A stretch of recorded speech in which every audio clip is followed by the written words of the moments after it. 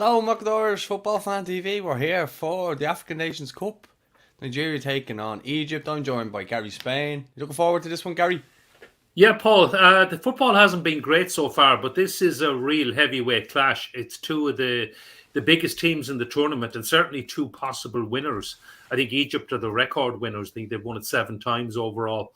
And Nigeria, obviously, a serious force, as people have seen in World Cups.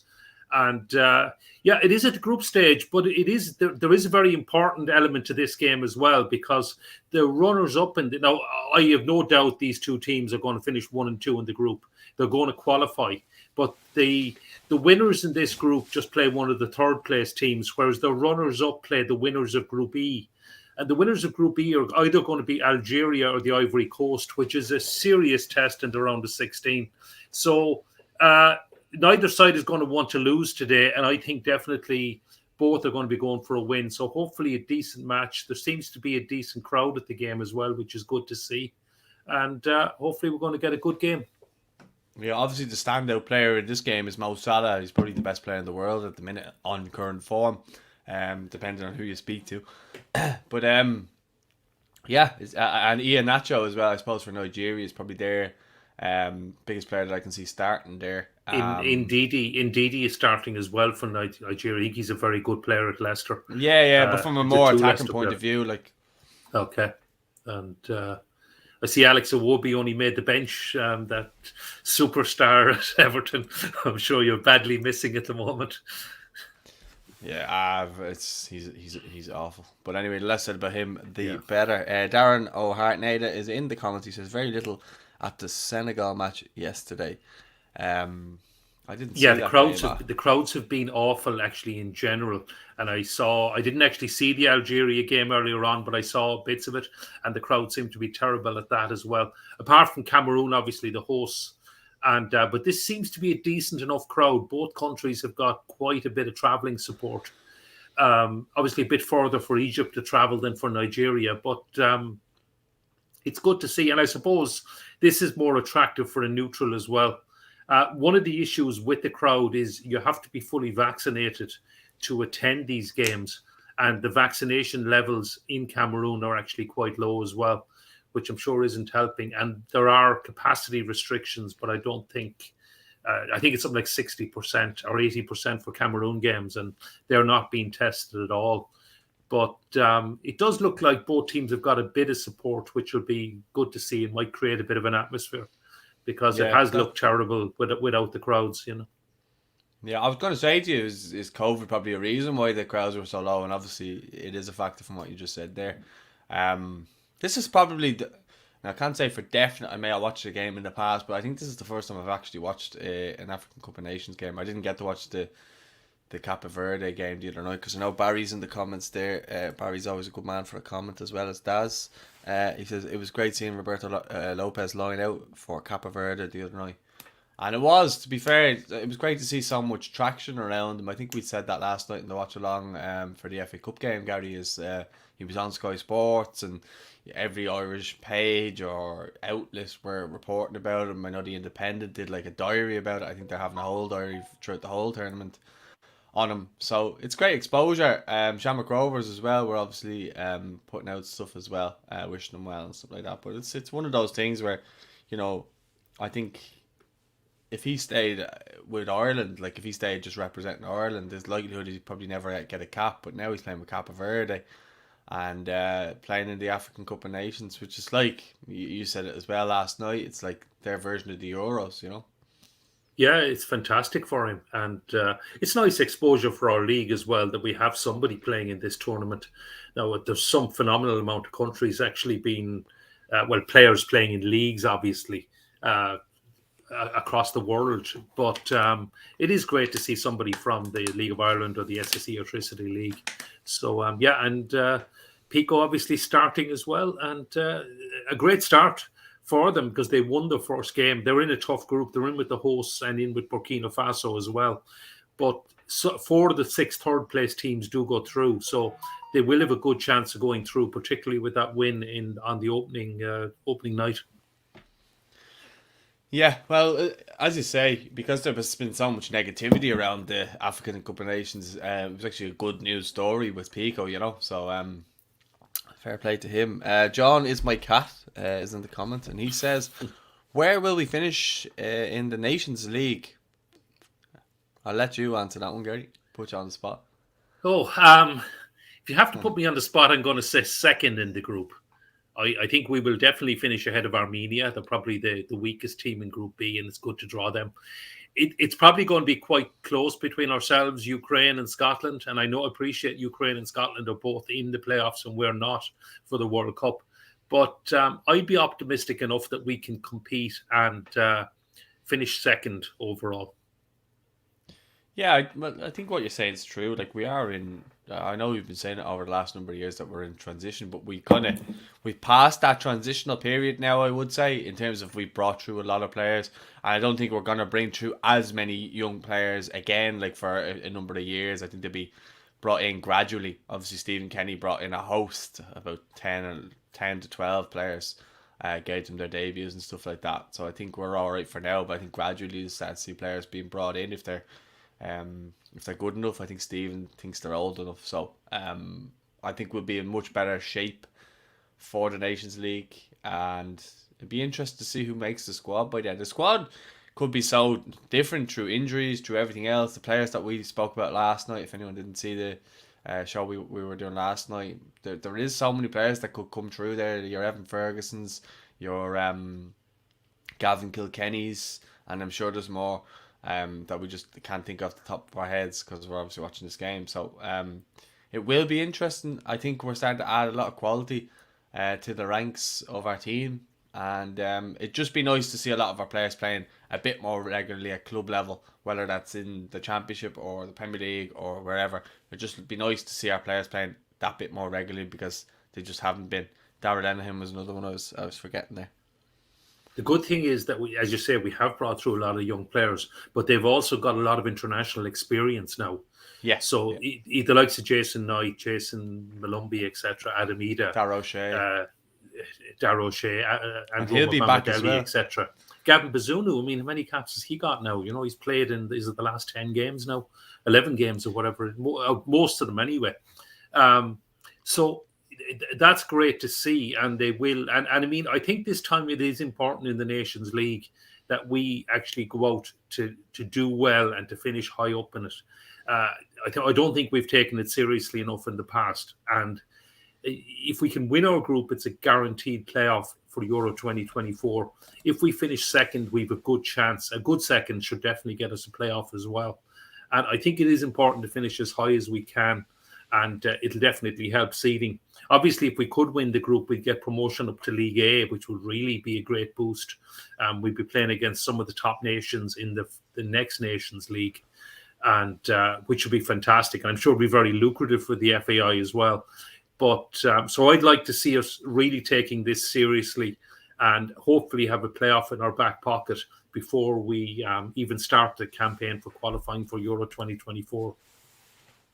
Yeah, no, I'd agree with that. John is my cat again. He says, I think he's trying to say, who would you start in a competitive match in goals at this moment in time? I think you have to go with Gavin Bazunu. I don't see any reason why you wouldn't go with anyone else other than Gavin Bazunu. He's came in, he's shown he can handle the pressure against the top teams. He can be outstanding on his day, which he has been. So yeah, that's where I'd go for him. Kelleher, I wouldn't have any problem with him being in goals order, and I wouldn't have any problem with Mark Travers in goal or Darren Randolph either. So I'm quite happy with the 4 goalkeepers. I'd be happy with any of them playing, to be honest, at this stage. If they keep going the way, maybe Randolph, I'd like to see him playing a bit more regularly to be in there. But the other 3 and Kelleher, I'd like to see play a bit more regularly too. But Bazunu and Travers would probably be my top 2, just purely out of the fact that they're playing every week and they're sharp. If I was playing tomorrow, type thing. Yeah, I mean, I definitely agree with Gavin Bazunu. I think he's got the shirt. We talked about it last night as well. I mean, he got the shirt. He took his chance, and there's certainly no reason for not to drop him at the moment. I'd probably have Caoimhín Kelleher as my number 2, even though he's not playing as regularly as Mark Travers. based on the fact that he's playing at Liverpool, and he is getting game time at one of the top clubs in the world. But for me, Gavin Bazunu has the shirt, and it's up to somebody else to take it off him. And I at this point, I think it's a no-brainer. I think I would pick Gavin Bazunu, and I have no doubt, as it stands at the moment, if we were playing a competitive match tomorrow, that Stephen would pick him as well. Yeah, no, I think that's fair.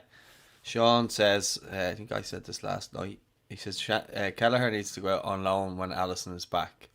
Now, I did say that last night. I think that, I think that Kelleher at the end of the season has to make a big decision. I think, does he stay? Does he go? Does he go on loan, or what happens? It's because Alisson isn't going anywhere soon. Liverpool might look to recruit another goalkeeper just to get him in, and maybe give Kelleher, if they see Kelleher as the long-term replacement for Alisson, then let him go out and play on loan and bring in a keeper that you can trust, just like an experience, like a Randolph or like Begovic, or we were speaking about last night, and let Kelleher go to a club, Premier League club, or someone in the top league, and just see how he gets on for a season, and like let him make the mistakes that he's probably going to make, as goalkeepers do, as players do, and see how he pans out. And then after a year, then assess it and go, right, am I better off staying here and fighting for a top spot with Alisson? Am I capable? Or is Alisson going to be too good for me to stay? Which, in fairness, you know, it wouldn't be a total negative if you can't get in ahead of Alisson. Most goalkeepers wouldn't. As we said, he's probably the best goalkeeper in the world, depending on who you speak to as well. So yeah, it's a big thing, I think, at the end of the season, what goes on with him. I don't know how you feel about it, Gary.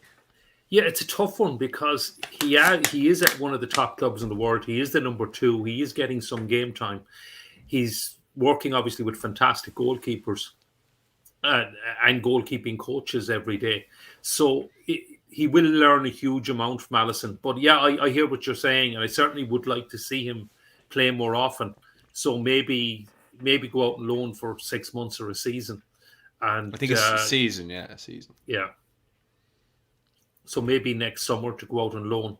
And if Liverpool were to sign, maybe one. I know we talked about this last night as well, and I'm not necessarily saying this is what Darren Randolph is doing, but a lot of keepers late in their career are happy to go as a number 2 at a bigger club and just be ready and be available when they're needed. And we talked about the likes of Rob Green, Mark Schwarzer last night. And maybe Liverpool sign somebody like that instead of having a very promising young goalkeeper on the bench. But I mean, I'm sure they're going to be thinking this as well, because he is a Liverpool player. He is obviously a very talented keeper, and he does need to get more game time. But if he wants to be Ireland number 1, yeah, he needs to go and play. I think there's absolutely no point in him sitting on a bench, despite being at Liverpool. I just don't think it benefits him for being Ireland number 1. Now he might not want to be Ireland number 1, but I imagine if as a footballer you'd want to be the number 1 keeper for your country, because again it could be a situation where, you know, Bazunu is stuck next season. I'd likelihood is he'll go out on loan one more time.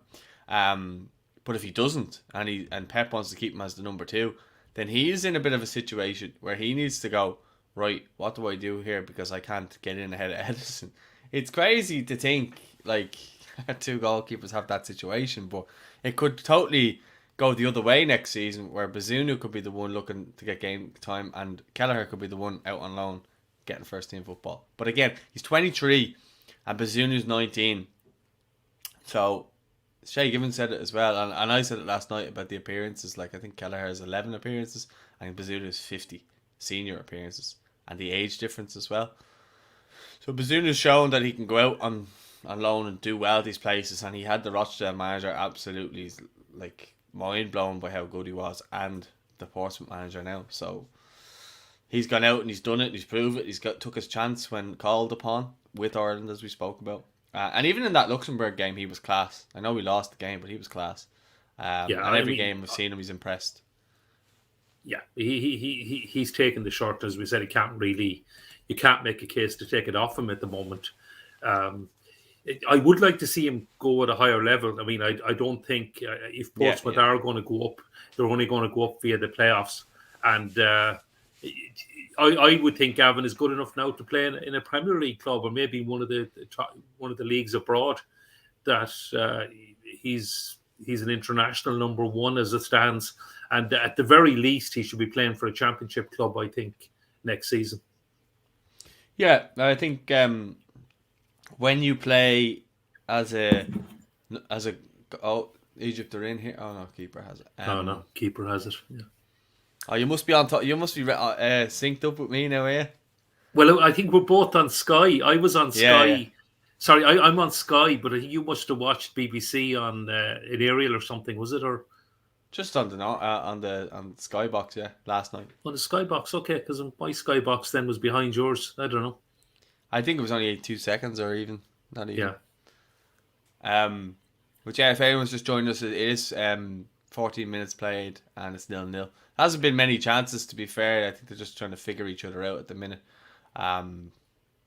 Salah has been quiet, as has Ndidi and Nigeria seem to have had most of the possession and been doing most of the attacking, but Egypt looked pretty solid.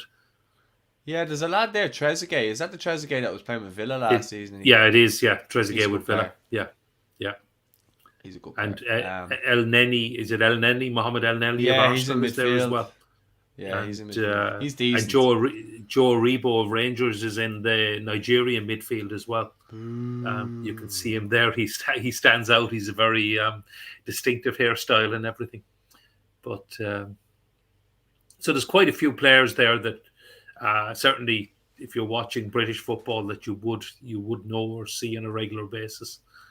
So. Come on, the Hoops. Keith is in the comments. He was one of the lads who kept me going when you went off last night. He says, "Come on, the Egypt."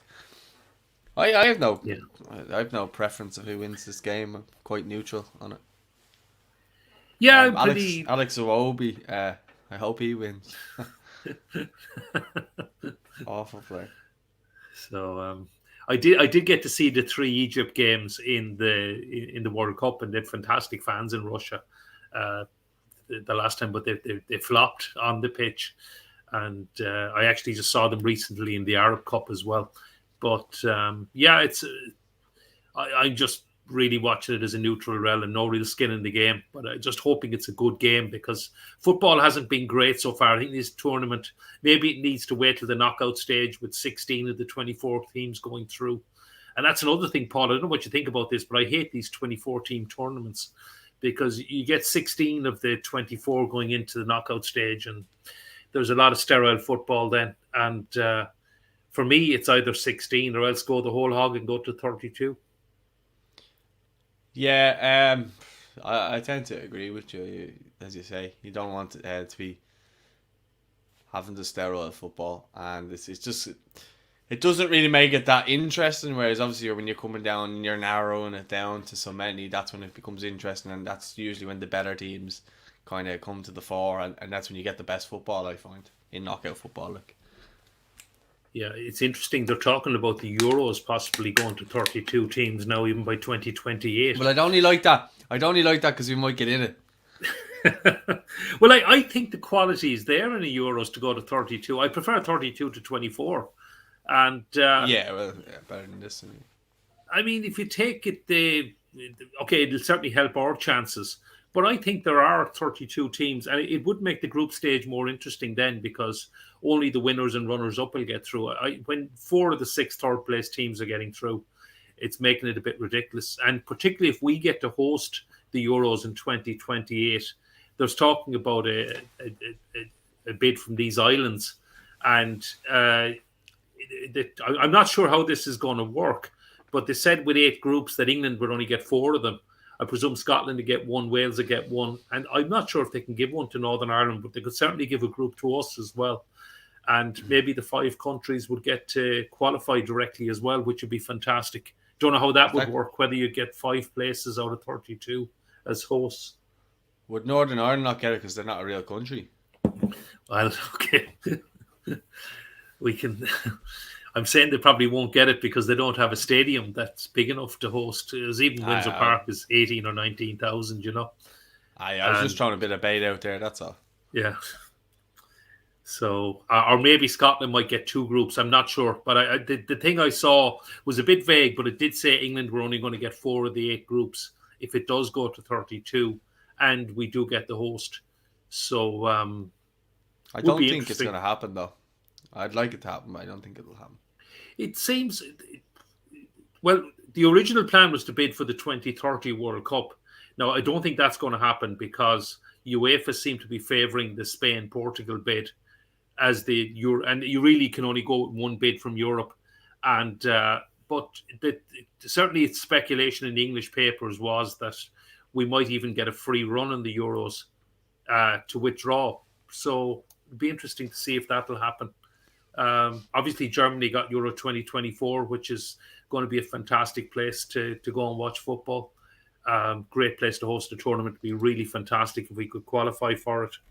And anyway, it'll be interesting to see. But it would be great to. I really regret the fact that we turned down the games. We gave them away for the Euros last year, and it would be great to have a major tournament here in Dublin and around the country. Maybe, who knows? Yeah, well, I think it would around the country. As you say, this game is just a physical affair at the moment. Mo Salah has been very quiet. Nothing. I don't think he's that good through the middle. He's obviously very good on the right hand side, cutting in on his left foot. But he's a totally different player for Liverpool because the players are far better. But he's just can't get into the game here. Nigeria are the dominant team so far, although there's been nothing really to separate them. Fahi Fella says, opinions on the Shells squad so far. I think we should leave that one because we're going to be doing a video, I think tomorrow or some stage this week anyway, on the transfer window and how it's been for each team, and we're going to go through each team and stuff like that. So we'll save it for during the week, Fahi, if you don't mind. But good question. Keith says the Nigeria jersey was the fastest ever Nike selling jersey of all time. That's the World Cup one. That was actually a decent kit. It's one of those that I'm sure in 20 years time people look back at it as one of those jerseys that everybody kind of. There's some great kits actually in this tournament.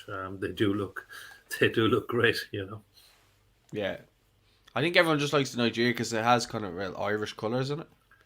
So the green and the white, maybe not the black, but the green and the white. Let's see. John is my cat. He says, are any big clubs in for any Irish players like Hendrick to AC Milan last year?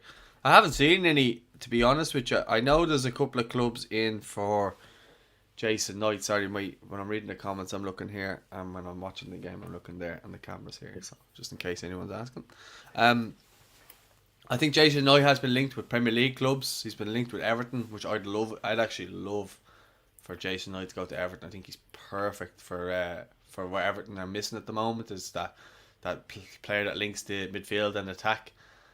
We just don't have it at the moment, so I'd love for him to be the player. Now I know I'd appreciate Everton and AC Milan, but still it'd be nice to see some Irish player going and being a regular in a team that are in the Premier League and playing on the regular. I'd love to see Knight in there. I think he'd do really well. What do you think, Gary? Have you seen any transfers that I haven't seen? I haven't seen any speculation. I hadn't even seen the Jason Knight Everton one either. So I'd love to see it. Obviously, I mean, it's great to see him do so well at Derby, but they are, albeit with the points deduction down at the bottom of the championship. Although they're playing very well and getting some great results, but I would definitely like to see more of our players playing regularly in the Premier League. What I would say is, if he was to go to Everton, I'd like to see him go there to start and play and not to just sit in the bench. But no, I haven't seen any real speculation apart from Jamie McGrath, who we talked about last night, and even then there hasn't been specific clubs. I think he was linked with Aberdeen or something like that, but nothing major really. And he's someone I certainly, as we talked about last night, I'd like to see him go to a bigger club than St Mirren, but also a bigger club than Aberdeen. I think he'll go championship. Yeah, They're having a problem here. Jonathan Courtney would want to sort out the Umbro balls here. It seems to be flat. they had a problem with the balls at the one of the games. What game was it yesterday as well? That was it the Gabon Commerce game or something? Which game was it? I wasn't watching. I wasn't watching it yesterday, Gary. To be honest with you. Yeah, so they had problem with one of the with one of the balls with one with the balls at one of the games yesterday as well. I can't remember what it was now, but Amateur stuff. Yeah, it really is. But I didn't realize Carlos Queiroz was Egypt manager as well. Oh yeah, well, he's the manager of Egypt. Yeah. So just sorry, John is my cat. Keep the comments coming in. You're putting in some good comments there. Sean says LOI predictions. I don't know what he means by that, so I'll let him come back with a follow-up comment. League of Ireland predictions for 2022. Yeah, but, I presume. But predict what? Who's going to win it? Who's going to get relegated? Yeah, I want them to elaborate a little bit. All right, okay. I presume that's what he means anyway. Command the Hoop Celtic says, Cape Verde, a team to watch out for. I'm not so sure about that. I think they might get out of the group, but I don't know. I think they're going to come up against Cameroon and Burkina Faso. They've Burkina Faso next. Now, if they can even get a draw on that'll be enough definitely to take them through to the next phase. But they're going to struggle in those two games. But it's great for Pico to be playing for them, and I'd love to see them get through to at least the knockout stages. There's a good player plays for Burkina Faso. Who is it? Striker. Yeah. I think he has like dreadlocks. Yeah, I was watching him. They've had guys out injured as well, but Google that. I can't remember now. You can Google it. If you're in the comments and you know, Sean says what Gary said. Okay. We're coming to it in a sec when I come down. I was just looking for the latest comment to see if someone who knew who that Burkina Faso player was. How do you spell it? I got B-U-R-K, Burkina, it's I-N-A, B-U-R-K-I-N-A, and then F-A. Was I calling them Burkino? So. Was I calling them Burkino, was I? I think so, but anyway, I think, yeah. Bertrand Traore, Sean. Yeah, that's the one. Yeah, that's it, yeah. Good man, Sean. We'll get to your comment now in a sec. What was it? John Muckian says... John Muckian is a little bit Chance negative. Here? Side netting, yeah. He says no big moves for Ireland players, not looking good for Doherty at Spurs. And he then says, to be honest, probably not. We don't have the same. So he's a bit. John, you need to cheer up in your life and just be a bit more positive. And maybe you never know. Just don't rule it out. Well, we could for the tournament week. We certainly have the Aviva and we have Croke Park, which definitely could. I appreciate there may be issues with the GA playing the tournament in June when their championship is on, but I'm not sure if any of the other GA stadiums have enough seats. I don't know, Paul, if you know what Park Equive in Cork. I know there's terracing. Was down there for the Liam Miller game. There's terracing behind both goals. So I don't know if there's, and it may not be great, even if there is 30,000 seats, it may not be great to have both ends empty again at a Euros game. But certainly we could host one group easily enough in Dublin with the Aviva and Croke Park, because obviously they'd be up to scratch. It may be true about the rest of the country. I know I did say it, but actually the more I think about it, we certainly don't have any football or rugby stadiums that are capable outside of Dublin of hosting games. And the more I think of it, I don't think any of the GA stadiums have enough seats either. Could be wrong on that. And I don't think there are any stadiums north of the border which are big enough. Certainly not Windsor Park or Ravenhill to host games. So maybe one group here with the Aviva and Croke Park, and maybe some training camps, and I presume one group for Wales, maybe one or two groups for Scotland, and the rest for England. So I don't know. Yeah, it might be a good point to say we don't have the stadiums. So You're just going to keep yeah, going against me for the night, are you? 2006 World Cup in Germany was absolutely fantastic. Even though we didn't make it, I did get over.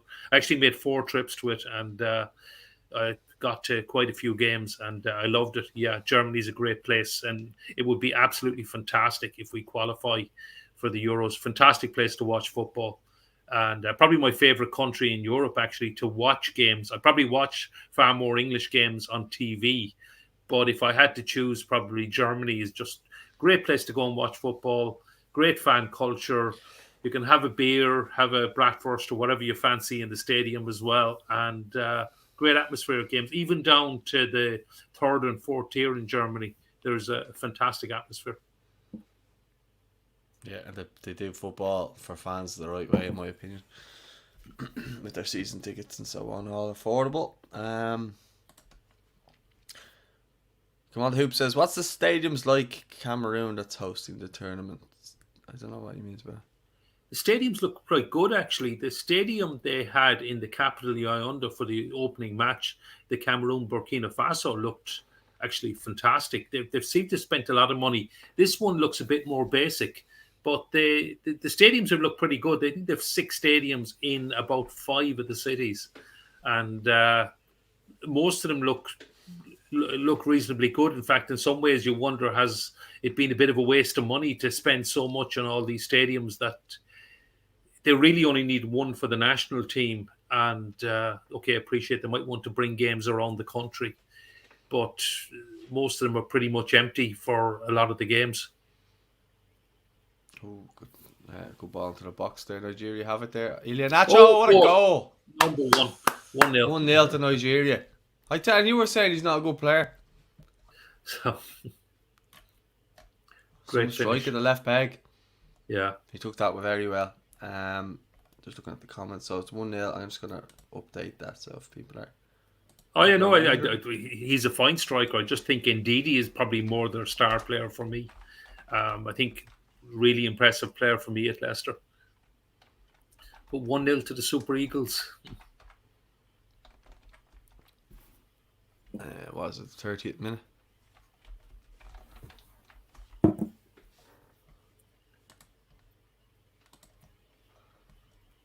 Just in case anyone's joined us. So yeah, I think it's the 30th minute anyway. It was in and around that. I'll tell you now in a sec once it comes up back on the screen. But fine strike inside the box from Iheanacho on the half volley, and that is postage stamp. Great finish. Yeah, no, it's a great goal. He lovely control and just a turn and, as you say, in a half volley and stick it in the top corner. Great goal. Yeah. The scoreboard is 30th minute. There we go. Bang on 30th minute. Come on, Hoop says Jason Knight would do well at EPL. Yeah, I think we're all in agreement of that.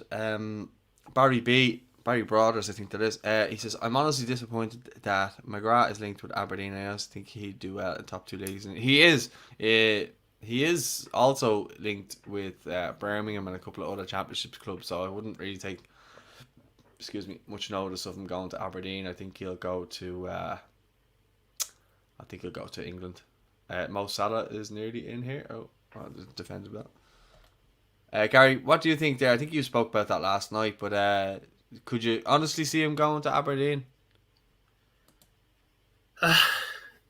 He could. I mean, I would hope he'd go to a bigger club. I mean, with all due respects to Aberdeen, they're probably bigger than St Mirren, but they're not one of the top 2 in Scotland. And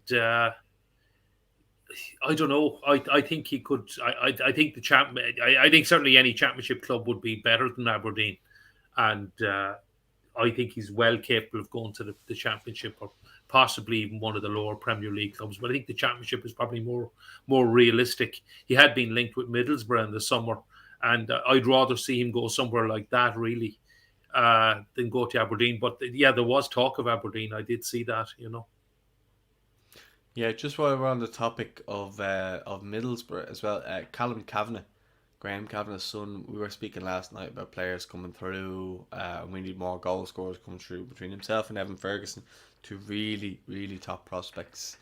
And I believe that Callum is training with the Middlesbrough first team. I wouldn't say far away from a Premier League, not Premier League, a Middlesbrough debut, and see where he goes from there. But I think he's going to be a class player. He scores nearly every time he plays for the 23s. I know it's a different ball game once you go up, but you can only go up to see how he'll manage. But I think himself and Evan Ferguson are very exciting players for the future. Because again, we're talking about wanting to bring through goal scorers, and those two boys are son of Graham Kavanagh, by the way. Yeah, you start to feel old. I mean, well, I started to feel really old this morning when I was reading about Sean Wright-Phillips' son playing, because obviously I can remember Sean Wright-Phillips' father playing regularly. Ian Wright, what a player he was. So when you're seeing the grandson of players you remember, you start to feel a bit old. But yeah, it's great to see. And I must admit, I haven't seen Callum Kavanagh at all play, but it's great to hear he's training with the first team squad at Middlesbrough. And the more yeah, so maybe that'll be a partnership up front for us in a year or two. Let's see. John again. Let's see. Is he being? He says watched night at the weekend wasn't great. Always turning it back. Hopefully improves. Now Festi is a true prospect. Was excellent. I think John's slowly starting to turn around from being negative to slightly positive. Sean just one of the sorry. Hit me up. What's up? Just one of the comments that went through there when I was talking about the capacities of stadiums. I saw somebody was saying Park Equive is 45,000. Yeah, but the problem is for the Euros, its seats are only allowed, so the terracing won't be allowed. And so it would need to have a minimum of 30,000 seats. So that's only both sides of the pitch. And I don't know if there are 30,000 seats. And even if there were, I don't think it would look great to have both ends empty. And I'm not sure if UEFA would be happy enough with a stadium like that, and they won't allow temporary seating for major finals. So I don't know if there's any GAA stadium with 30,000 seats. I did see somebody mention Casement Park has been upgraded. Again, I don't know how many seats are going into that, but it would need to have a minimum of 30,000 seats to be hosting any games in the Euros. Okay. Right, so where were we at? So yeah, your LOI predictions. So you seem to know where all the predictions are, so hit me up. Well, I don't know. It's I mean, a lot of the squads aren't even finalised at the moment. I suppose the easy thing and the cop-out to say would be Shamrock Rovers again. They've won the last two leagues. They'll certainly start this season as favourites. And it's very hard to look past them. And I probably would expect them to win the league. I think Derry City are building a serious squad.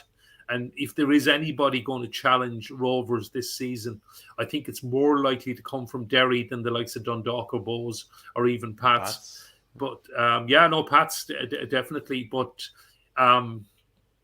so if you have to ask me who I think is going to win the league, I'm going to say Shamrock Rovers. I think Derry City will do well. Pats, they've lost a few key players, and it looks like they're losing the goalkeeper as well. It'll be a serious loss. But they are bringing in some players, and Owen Doyle is a serious signing as well. So I think Pats will be strong. Bows, they always manage to, Keith Long, he does some job at Bows. They lose some key players. He always manages to find players as well. Getting Chris Twardek back is a great signing as well for them. And so Pats, Bows, Derry, Dundalk will probably be there or thereabouts. Sligo probably not as good, I think, this season. They certainly they don't seem to be as strong. And Shells with Damien Duff, you're far better qualified to talk about it than me, Paul. But that's going to be very interesting to see how he gets on. If you're looking at the relegation zone, Drogheda have lost a lot of players. Harps have lost a lot of players. UCD have come up. They've got some strong attacking talent. I think you've got to say that will be the bottom three. What order? Probably a tough one to call. If I had to call it now, I'd probably put Drogheda in 10th place without a lot of conviction. But that's hard to call. And, well, do you want me to go on to the first division and who I fancy to come up? Um, Yeah, you might with as well. I'm May actually as gonna well. give my. I'm not gonna give my predictions though. Oh, look, that's a bit of a cop out now. You're letting me give mine. But anyway, um, first division, I suppose. I mean, you have to look at the budgets. I mean, Cork City have the biggest budget by far, the biggest support as well. Still not convinced they seriously underachieved last season. Galway underachieved to an extent as well, but they did come good in the second half. And again, they've got a full-time squad. And obviously, I'd love to say Treaty United, but realistically, you have to say probably Galway to win the division if I had to call it at this point. Waterford, again, they'll have probably a decent budget, but they haven't signed a lot of players at this stage. The Bray Cabinteely merger will be a strong enough side as well. You have to reckon they'll be the obvious candidates for the playoffs at this stage as well. Treaty seriously overachieved last season. Hopefully they can do that again, and I think they will challenge for the playoffs. Longford have come down, but they've lost a lot of players. Athlone haven't signed too many either. Wexford actually look a bit stronger this year. They might surprise a few people, maybe not finish in ninth place as well. But yeah, so I'm going to go for Galway to win the division. Okay, a lot to dissect there.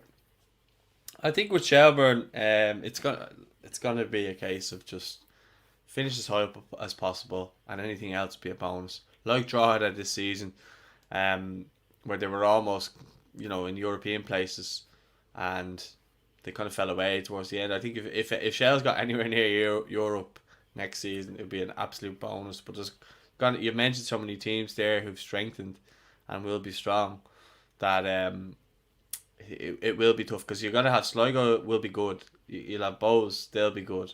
You'll have Dundalk, they'll be trying to get back to being as good as they were as well. So they'll have the hunger and motivation of that. Then you've got Rovers, then you've got Pats, then you've got Derry. I don't think I've missed anyone there. And then you have probably underneath Shells. This is speaking before a ball is kicked though. Let's take that into consideration. And the transfer window hasn't been fully completed yet for all clubs. So you got Finn Harps. We spoke about them losing players last night. Drogheda have lost players, all their best players. Their goalkeepers linked with someone in England as well. Killian Phillips left today for Crystal Palace. James Brown went to Blackburn. So their manager went to Pats. Yeah, Mark so Doyle went to Pats. Yeah. So they're completely, their team has been completely taken away. And they would have a much lower budget as well than a lot of clubs in there. I mean, you have probably 7 clubs, including Shells and Sligo, who have a serious budget. And then Ollie Horgan is working miracles at Finn Harps on a much lower budget. Tim Clancy worked a miracle in Drogheda on such a small budget as well. But it's very tough to keep that going. And UCD probably, they would have a smaller budget, but they do have the advantage of scholarships and getting some of the best young talent in the country. And with Colin Whelan and Liam Kerrigan, they have such talent. Appreciate they lost Paul Doyle as well, who's going to be a loss. But they have some serious talent in UCD. So I think the 7 biggest budgets should ensure the top 7 places. But you never know. It doesn't always work like that. And Drogheda seriously overachieved this year. Finn Harps, Ollie Horgan seriously overachieved as well. But he's lost a lot of players as well. So it's going to be very, very difficult to do this, to keep coming back. Yeah, Darren O'Hartnady says 2010 World Cup was his favourite World Cup and one of his favourite tournaments I've ever watched, bar Euro 2016. Yeah, that was a good tournament. That was the one Holland and Spain, wasn't it? Iniesta scored in the final. Yeah, that was a good tournament. That was, to be fair. The final wasn't great, but it was a good tournament. Yeah. Yeah, Holland were really good up into the build up of that, and then they just decided to try and bully Spain in the final. But Spain were shit hot at that time. Remember they won the Euro 2008 as well. They were just unbelievable. That Spanish team, they looked like they were and going to go on Euro and and Euro dominate for 20 years. and Euro 2012, and we all know about what they did to us in Gdansk as well. That 4-0 game, So we were Yeah, just on a but different level that 2008, night. I think 2008 showed the best of that Spanish team. I don't think they were as good in the 2010 World Cup, but then again, they smashed Italy as well in the final of that tournament in Euro 2012. But I just remember like they had Torres and David Villa, and then they had pretty much the whole Barcelona team that were unbelievable at that stage as well. So they just had Yeah, such a good team, and Real as well with Ramos and that. So they just had a serious team, and obviously Torres scored that goal in the final, the one against Germany, and that was a really good Germany team as well. Probably underachieved around that time as well. But yeah, they were really good terms. It wasn't that 2010. That was when Lampard's ghost goal that they always tried to claim, even though they lost like 4-1 anyway. But yeah. they always tried to claim that goal. It was a So great tournament.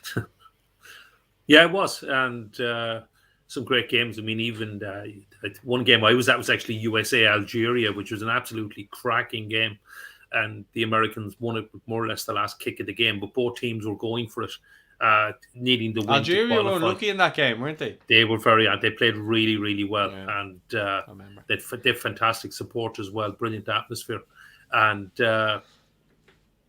in games like Cameroon Denmark was an absolutely cracking game. Uh, I remember I was there for the group stages. I went home. My last game was Ghana USA in the knockout stages in the round of 16 in Rustenburg. Ghana were fantastic in that World Cup as well. So unlucky. Well, maybe unlucky, but robbed against Uruguay and robbed of a semi-final place. But yeah, it was a great tournament and some great football. Maybe the final just wasn't up to scratch. But Final. yeah, They were hearing Wright's giving Roy Keane stick. Final. so Because Keane said they were going on about the final after I think it was after the first game or whatever. But what was your favourite World Cup tournament ever? Mine would probably be either 98 or 2002. Because I was young and I was a kid, and obviously with 2002 with Ireland being there and doing quite well, it's the one I remember the most from that point of view. But 98 was the tournament that made me fall in love with football. That was where I was hooked that summer. But actually, I need to go back and answer Sean's question. My prediction, I think Rovers will win the league. First division, I think Cork will win. So there you go. But yeah, so your favourite tournament, there, Gary? my favourite tournament was Italia 90. It was the first World Cup I went to. It's the first World Cup we qualified for. And it gets a bad rep sometimes, but there was actually, it was fantastic for us. It was amazing. We got to the quarterfinals and just brilliant memories. But there were also some fantastic games in that World Cup. Games like England-Cameroon in the quarterfinal. I was at Spain-Yugoslavia up in Verona. It was a fantastic game. Pixie, the current Serbia manager, scored two wonder goals as Yugoslavia beat Spain that day and knocked them out. What's his real name? Dragovic or something? Was it? Dragan Stojkovic, but he's known as Pixie. And wonderful one. Yeah, wonderful player. And he's doing some job as manager, obviously, getting Serbia to the... they won our group, but I don't think we can have any complaints. They, as far as I'm concerned, they were the best team in the group without a shadow of a doubt. And we were actually, I think, very fortunate to get that draw in September in the Aviva. But anyway, so there were actually some great games. And Cameroon, in many ways, I saw somebody describe Cameroon as being the Brazil of the 1990 World Cup. And it was also got to see Maradona. I got to see Argentina beat Brazil, actually, which was something else in Turin. And that was a great game. Claudio Caniggia with the only goal, but a wonderful pass from Maradona. Both semi-finals were epic games. Italy, Argentina in Naples, 1-1, went to penalties. Germany, England in Turin, 1-1, went to penalties as well. And so it was actually for me. It was the fact that I was there. I was there for the whole month. The fact that we qualified. Again, it was a bad final, but for me, that's that World Cup that stands out. A couple from my childhood that I watched on. I mean, the ones I watched on TV. 74 is the first one I can remember. And that was a fantastic World Cup. The Dutch in 74 were just amazing, even though just too arrogant in the final, and they lost it. I remember 78 on TV, 82 Spain was actually a fantastic tournament. And but for me, I'm going to go for Italia 90. Yeah, good shout. See the reason, like with the World Cup in France '98, we had just gotten a PlayStation. So my brother and me were just flat out on the PlayStation playing FIFA '98, and then the World Cup came in, and I was playing the game before I was actually like watching football. But then all these kind of players came in, and then I knew who they were. So all these players I was scoring goals with, and all they all be kind of I now knew who they were because I was watching them on the TV and stuff like that. And it's just what a game that was. If anyone in the comments had played FIFA '98, you might be too young. It make me sound really old now, but you might be too young, or it might have been in your kind of era. And if you played FIFA '98, you are a legend. What a game! And yeah, just France '98. Then it just became, it just I don't know what it was. I just remember that summer and just falling in love with football and watching players like Roberto Carlos and Ronaldo R9 for Brazil, and they all had the class boots, and we were all over the field trying to emulate these players and do everything that they were doing. Everyone had all their boots and everyone had all the jerseys on. The first jersey I got was the Holland away jersey from that tournament. I loved Patrick Kluivert. I don't know why. I was only 7 years old at the time, but I just loved him. I remember he scored that goal against Brazil in the semis, and they took it to penalties. You remember Taffarel was in goal. I think he was the hero of that tournament. I'm bringing it all back now, but that was a great tournament, and I just remember wanting Holland to win. I don't know what it was. I just liked their team. I think they had class players. I really liked the orange jersey. I don't know why. Again, I was only a kid. But then I got the Italian jersey as well from that World Cup. I remember my dad bringing me down to get the jerseys for that, and had Del Piero on the back of that one. But the Italians I think they weren't as good. When they knocked out by France in that tournament. Yeah, I think was it penalties France beat them? Yeah, they weren't as good. They certainly gave France a tough game though. Brazil for me were actually wonderful. Yeah. Right until they got to the final, and then they just totally flopped. And I actually saw them beat Denmark in Nantes in the quarterfinal. And Ronaldo, the Brazilian Ronaldo, but Rivaldo was actually fantastic as well that day. Great game, 4-2 to Brazil. But they looked to me like obvious winners. And then France France did it in the final, and Brazil didn't show up. And all the story about Ronaldo and whatever happened in the dressing room before that game, you know. But Zidane and Petit. The only thing that the kind of the sour thing for me about that World Cup, it's the first one I went to that we missed out on, and we missed out in the playoffs against Belgium. And nowadays maybe I don't feel it's so much the same, but I really felt we should have been there, that we should have qualified, and we should have done a lot better. I mean, we were in a group basically with Romania and a load of minnows, and we underperformed probably. We definitely underperformed, and and then we lost the playoff to Belgium again. Ray Houghton equalising in Brussels to bring it back to 1-1 and 2-2 in aggregate, but we got done late on there, and so. I suppose I felt a bit kind of, we should be here. Whereas as the years have gone on, I know we talked last night, we haven't qualified for a World Cup now for 20 years. But as it's gone on, really, with we don't maybe expect to qualify for every World Cup at this point. And but 98 for me, I felt was one that we definitely missed out on, and one that got away. Yeah, but do you remember how good Croatia were Davor Suker. I think he won the Golden Boot in that tournament as well.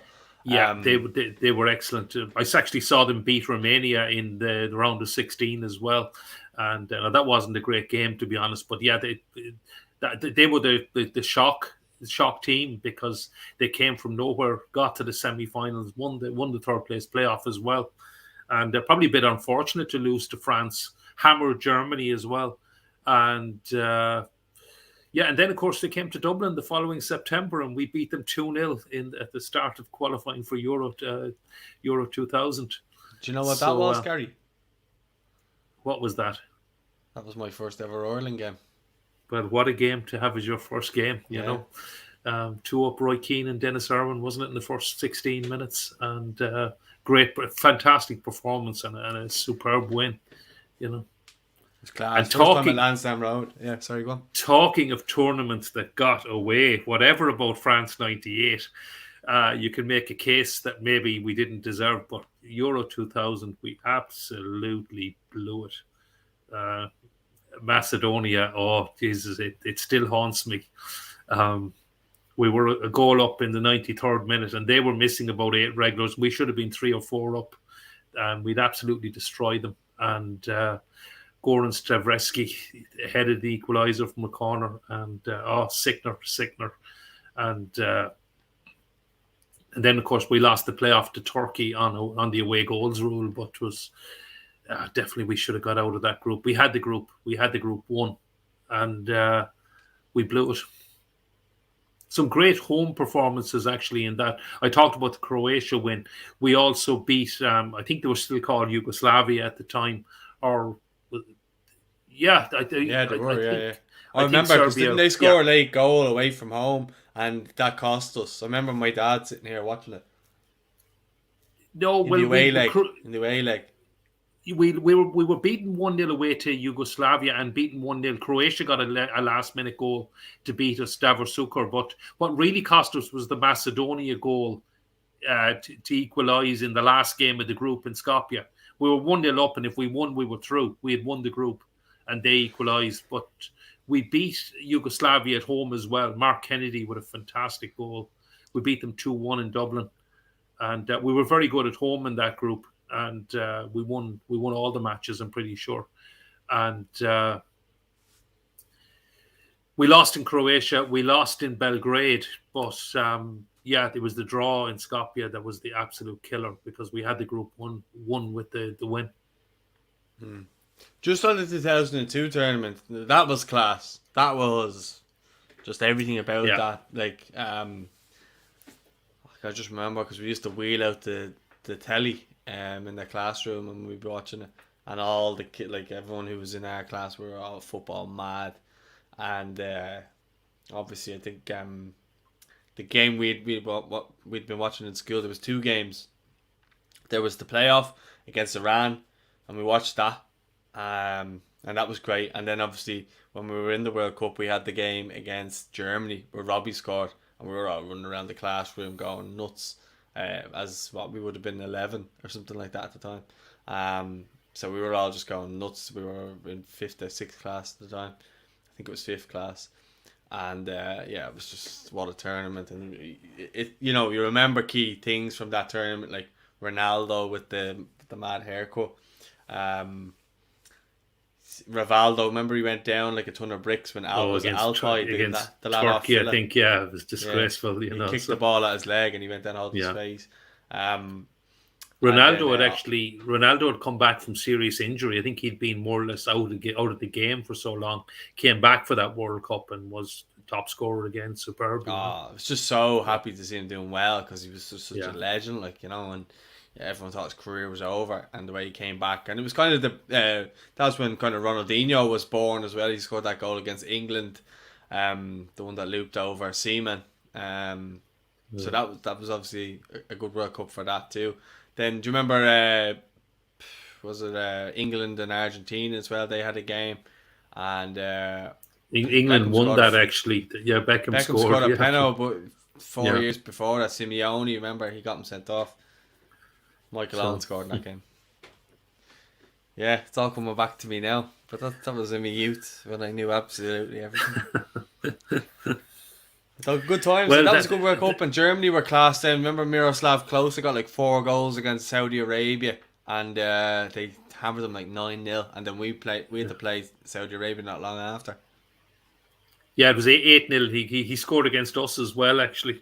But they'd effectively won the group with the draw with us, and if it had come down to goal difference, they only needed a draw with Cameroon to win the group then that night. And but we beat the Saudis 3-0 as well. They were actually a poor side. We actually, I don't know if you remember this, we probably should have been playing Saudi in the playoff.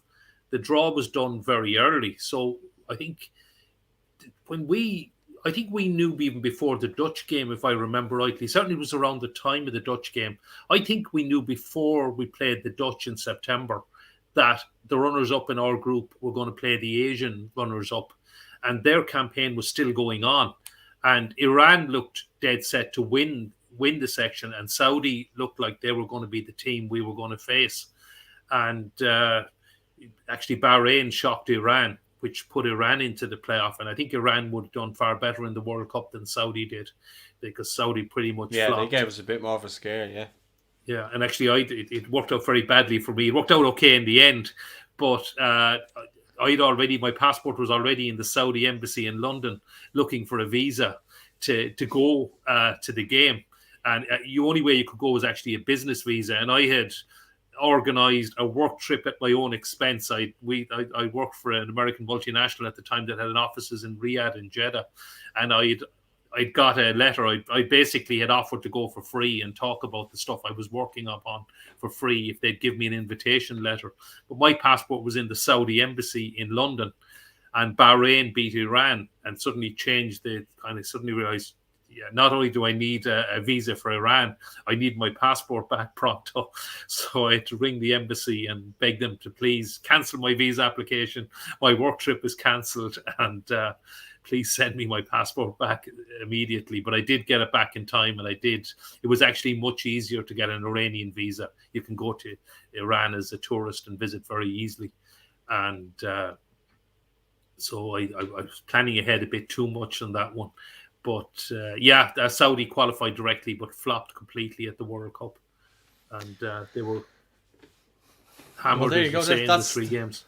That's Gary's story of how we got to the playoff, which then obviously led to the World Cup. I'm just going to go through some of the comments there, because we went off on a serious tangent there after talking about the World Cup, which I have no problem doing that. Deadman Walker says, have to say Nigeria has played a lot better than they did in the World Cup qualifiers. Also great to see Pico and Cape Verde get a win the other night, capable of getting to the round of 16 with that squad. Yeah, I think we said that earlier on. Yeah, actually, they just on the qualifiers, the African playoff, the draw is actually going to be in a week or so's time. And there's 10 teams, and it's going to be basically 5 ties for World Cup places.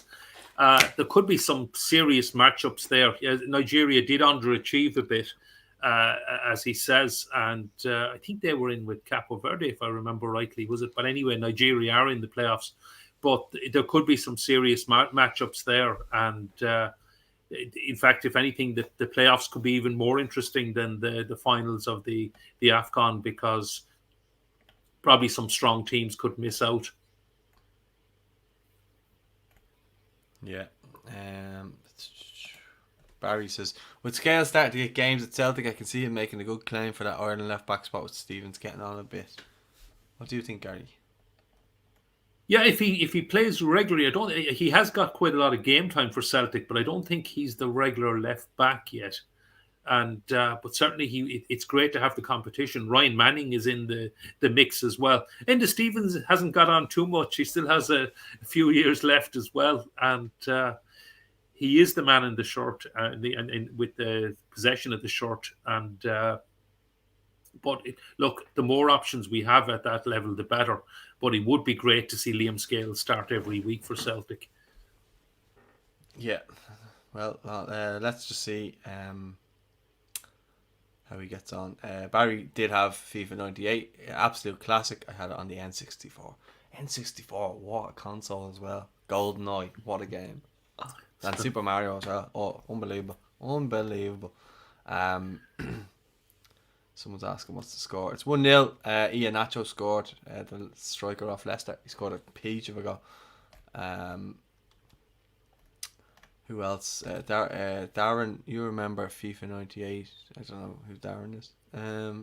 You're worried about people being too young to remember FIFA 98. We're far too old to be playing a lot of those games, even back in 1998. Why would you not have played any of that now?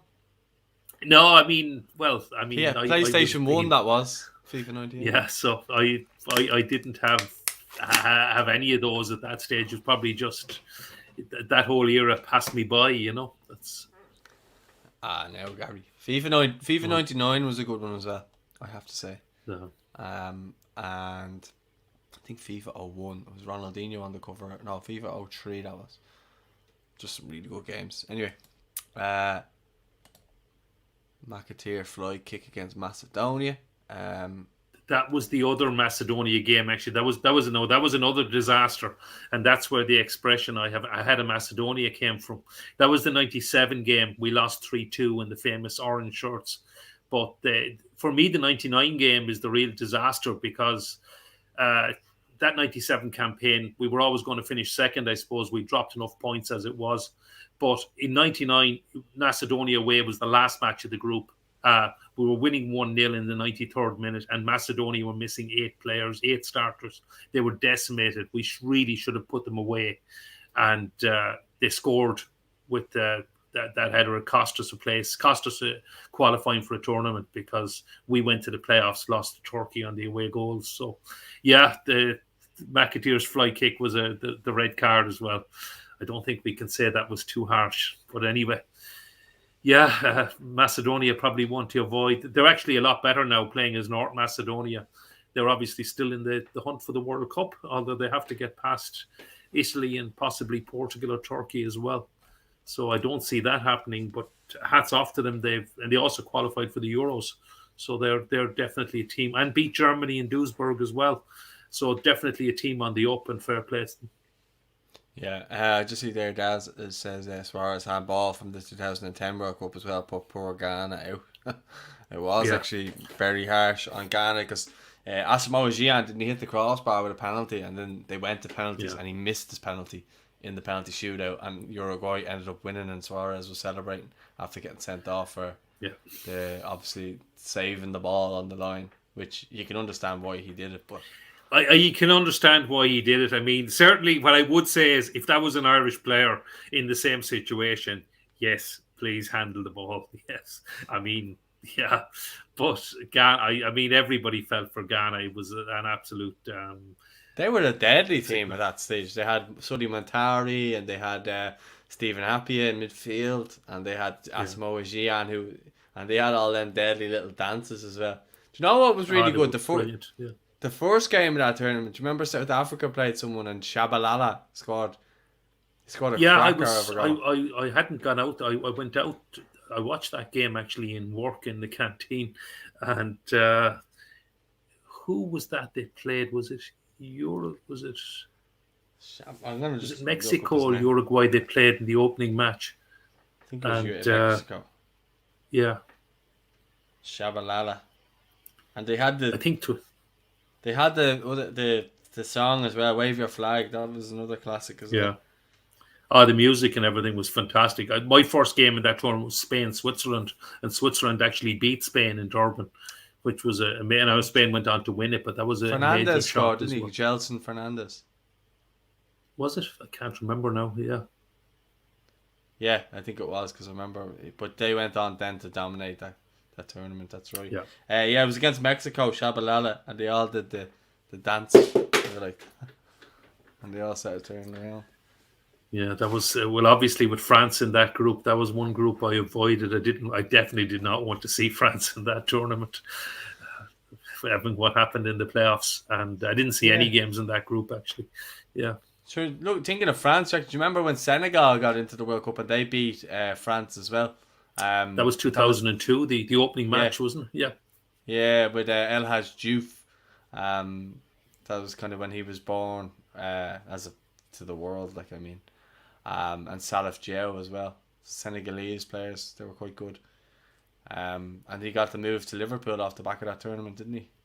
Yeah, and was never the same player again, So he was a knacker. I hated him. Really didn't like him. Keep the comments coming in, guys, and we'll be talking about loads of different stuff. I'm loving the World Cup chat. I'm not gonna lie. The game's kicked back off here, by the way. Sorry, it's in the 47th minute of the second half. We're 2 minutes into the second half. Luke Conway says who scored. I answered that already. Ian Acho. He might just joining though. Back football trains right for the Steadfast. Train till 9 though. Oh. It's still Nigeria making most of the play. They're on the attack here again, So. What was that? Number 12, the left back. He wins the ball really well. Barges the fullback out of the way. Gets into the box and completely overhits his cross, and it goes out. Oh, has that gone in? I think was it out of play? No, it didn't go in anyways. They're not giving a goal. They're claiming it. So the ball went out the other side. The ball went to the other side of the right hand side. It was crossed into the box. It looked like it went out of play by the right fullback, and he crossed it in then to number 18. He headed off the crossbar. It looked like it may have gone over the line. I think he was looking for. Did they have the goal line technology? They do have. I don't know if they have the goal line technology, but they definitely have VAR in the tournament. And well, the goal wasn't given and hasn't been checked. But sorry, you were going to say something. Okay. Yeah, no, they do have VAR, so I'm not sure. I don't think it went over the line. We haven't seen a replay yet. But I presume if it did, VAR will get involved. I think it went out of play. Here's the replay. No, it definitely didn't go. No, didn't go over. Didn't go near the line. Yeah. No, it hit the barrier and came well down, well over the. I mean, Jeff Hurst won in '66 was nearly further over the line than that one. Yeah, it was never over. Yeah, it was about a yard. It didn't even go down on the line there. Yeah, so there's nothing to complain about. Back out. Good save. Yeah, he did get a hand to it. Yeah, but it is in Nigeria all the time, non-stop attack. Oh, shoot! I mean, if you want to talk about World Cups, and talk about Egypt as well, who've probably. I mean, I think they've won this African Cup of Nations 7 times. They've won it more often, certainly won it more often than anybody else. And they've only qualified in the modern era. I know they qualified way back in the 30s. They only qualified for the 1990 World Cup when they played us, and in 2018. And although they did it quite well in 1990, they flopped in 2018, even losing to Saudi. But they failed to qualify so often, even when they've been winning the African Cup of Nations. I'm talking about particularly the first decade of this century. And I know people might remember as well, when we were playing France in the playoff in Paris, Egypt were playing Algeria for a place in the 2010 World Cup. And that there had been, I don't remember exactly what the details were, but there was a lot of controversy. There's a lot of rivalry between the two countries. There's no love lost. And they had met in the same qualifying group, and it ended up going to a third match anyway, which was played the same night that we were playing in Paris. Because I remember watching it on the TV before we played, and it was in, I think they played in Sudan or something like that, but Algeria beat them. And one of my other memories from that night in Paris was the only fans celebrating. And they had every right to celebrate with the Algerians in Paris, who were going absolutely mental because they qualified for the World Cup and beaten their great rivals in Egypt as well. So there was some celebrations in Paris that night. Plenty of fans in green and white, but unfortunately it was only the Algerians that were celebrating. But Egypt have seriously underachieved, and it'll be interesting to see who they get in the draw and whether they can actually qualify for Qatar, because they have, as you say, Mo Salah, arguably the best player in the world at the moment. And depending on the draw, and I don't think they're seeded, maybe somebody knows, can remember this, but either way, whether you're seeded or not, the draw is very, it's probably evenly matched on both sides of the draw anyway. So they could get a real stickler of a draw, and they could miss out, and they're probably not really playing to their best in this game either. They're 1-0 down, and deservedly 1-0 down to Nigeria. So it will be interesting to see if Mo Salah misses out in the World Cup this year. Yeah, he's not really done anything in this game so far. Serves No, has been we poor for him, to be fair. haven't seen him, and yeah, the service hasn't been great, but we haven't seen him. Yeah, Nigeria look like they're gonna get a second. They just seem to be growing more and more into the game, but let's see. Oh yeah, no, This they look far the better side. It's why was Iheanacho seemed to start the game in midfield? It looks like he's up front now with that big lad number 18. I can't make out his name. yeah. I mean, I looked at the lineups beforehand. He was listed as being a striker anyway, so I don't know, but often No, those but lineups. on the graphic, he was in midfield. He was in midfield, and when they Oh, put okay. him No, together. I was looking at the Fatma map. I was just looking at my phone before we came on. But he Yeah. seemed, Sorry, yeah, you said that. Well, read that. oh no, he'd seemed to be up front to me now. That I suppose I hadn't paid a huge amount of attention to him. Yeah, he's there now anyway. Yeah. So Avi dos Lobitos says, "Do you know when Cape Verde play? I wish my dad's country was in Angola. I have to go for the team that speaks Portuguese." Okay. Bit random, I don't know.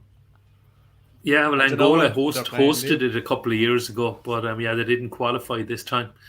Um, yeah, so when would they play? They played on Sunday, which was the first.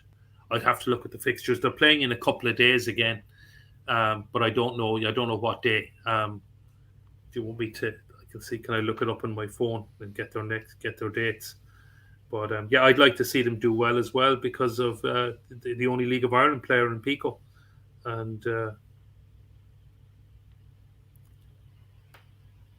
if you bear with me, I'll have the fixtures. So on the 13th of January at 8 o'clock, and today's the 11th, so that's Thursday at. Sorry, this will be the 7 o'clock game. I think here they play Burkina Faso, which is a crucial game. For them because I think if they need one more point pretty much to be certain of going through, and I think they have a better chance of getting that point against Burkina Faso instead of against Cameroon. So on Thursday at 7 o'clock, I believe Irish time, they play, and then they play in the 4 o'clock game on the 17th of January, and the 17th of January I think is next Monday. If I think they play Cameroon at 4 o'clock, which will be some game and some test for them. But they may have to wait because, as I said, the four of the six third place teams qualify, and you would fancy Cameroon and Burkina Faso to be 1 and 2. So they may have to wait till all the groups are finished to see if they actually get through to the knockout stages. So, but that's it. It's at 7 o'clock on Thursday, and then next Monday at 4 o'clock. So for Pico Lopez and Cap Verde and the Portuguese speakers. Yeah, I don't know if there's too many Portuguese-speaking countries in Africa. Angola, obviously, as he says, and Cap Verde. I don't know. Mozambique, of course. I think they speak Portuguese there. But anyway, maybe somebody can fill me in. Is much better at geography than me. He said thanks anyway. Okay, John the cheers. cat. John is my cat. He says, "What do you think Bazunu will grow up to be?" The top goal. He's already grown up a top goalkeeper. Salah's nearly pinched it there. No, he didn't. Who's that lad playing defence? Is that indeed playing in defence? He's 22. Because he's handled Salah very well. I think he was playing in midfield. I'm not sure now. I don't. He played for Leicester in defence the other week when they beat Liverpool. Yeah, but Leicester have no centre halves. They have everybody out injured. No, I know that. I'm not saying he's a centre back. I'm just saying that he can Yeah. play there if he's needed to. Okay. He can indeed. On my FOTMOB, admittedly graphic, he was playing in midfield as part of a three with Aribo and somebody else who I can't remember. Salah's on the ball. He just does nothing. He's terrible. He could. So. Where is he? 22. Brentford. Another breakaway here for Nigeria. They're on the attack. Oh, he's not lost it. Oh, goal. Oh. Why doesn't he hit that with his right foot? Or just control it. Even if he just controlled it better, it was a great chance, That was horrendous. Yeah, some of the football's actually been disappointing. Not so much tonight, but in general in this tournament, it hasn't caught fire. There's a lot of 1-0s and 0-0s, and not as many goals as we'd like to see. So we might be waiting for the knockout stages for it to become interesting. The lad who is playing as 22 is K Omaruo, and indeed he's number 4. And see, he's midfield in the graphic there as well. Yeah, Nacho. The one with the goal beside it. So,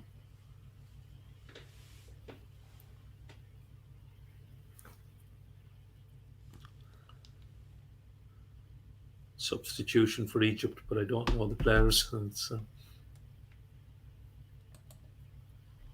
He will be a top 6 goalkeeper, Pizzuno. Yeah, he probably will be. Let's hope so. I think he could go down to, if he can play for Man City and win things over the course of a number of years, he could be better than Shay Given all time. If you by the end of his career, look, I can't say anything now, but he could be. Do you think? What do you think, Gary?